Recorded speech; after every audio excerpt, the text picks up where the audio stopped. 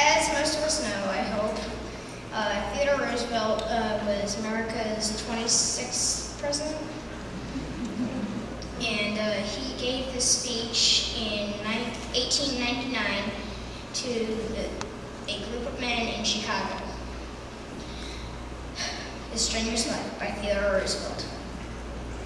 I wish to preach not the doctrine of the ignoble ease, but the doctrine of the strenuous life, the life of toil and effort, of labor and strife, to preach the highest form of success, which comes not to the man who desires mere easy peace, but to the man who does not shrink from danger, from hardship, or from bitter toil, and who out of these wins the splendid ultimate triumph.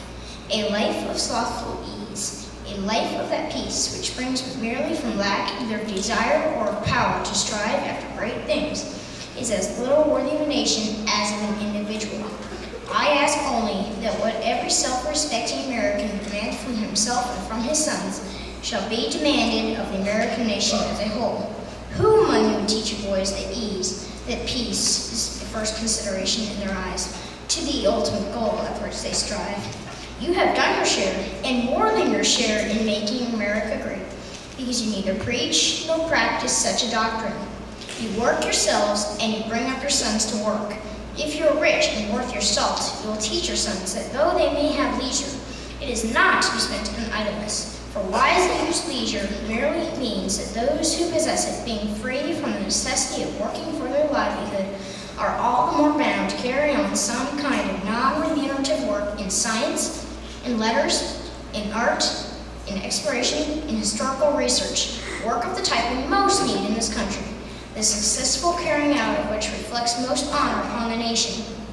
We do not admire the man of timid peace. We admire the man who embodies victorious effort, the man who never wrongs his neighbor, who is prompt to help a friend, but who has those virile qualities necessary to win in the stern strife of actual life. It is hard to fail, but it is worse never to have tried to succeed. In this life we get nothing save by effort. Freedom from effort in the present merely means that there has been stored up effort in the past. A man can be freed from the necessity of work only by the fact that he or his fathers before him have worked to good purpose. The freedom thus purchased is used to write, and a man still does actual work, though of a different kind, whether as a writer or a gentleman, whether in the field of politics, or in the field of exploration and adventure. He shows he deserves his good fortune. But if he treats this period of freedom from the need of actual labor as a period not of preparation but of mere enjoyment, even though perhaps not of vicious enjoyment, he shows that he is simply a cumberer of the earth's surface, and he surely unfits himself to hold his own with his fellows, if the need to do so should then arise. A mere life of ease is not, in the end, a very satisfactory life. And above all, it is a life which ultimately unfits those who follow it for serious work in the world.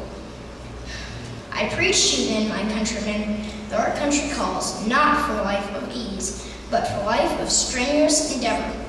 The 20th century looms before us, big with the fate of many nations. If we stand idly by, if we seek mere this full and slothful ease and noble peace, if we shrink from the hard contests where men must win at hazard of their lives and at the risk of all they hold dear, then the bolder and stronger peoples will pass us by and will win for themselves the domination of the world.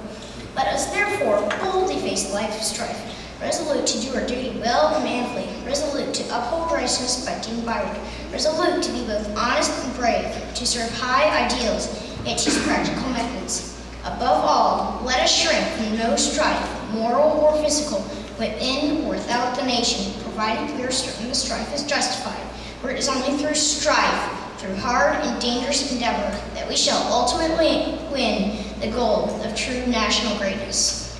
By Theodore Roosevelt.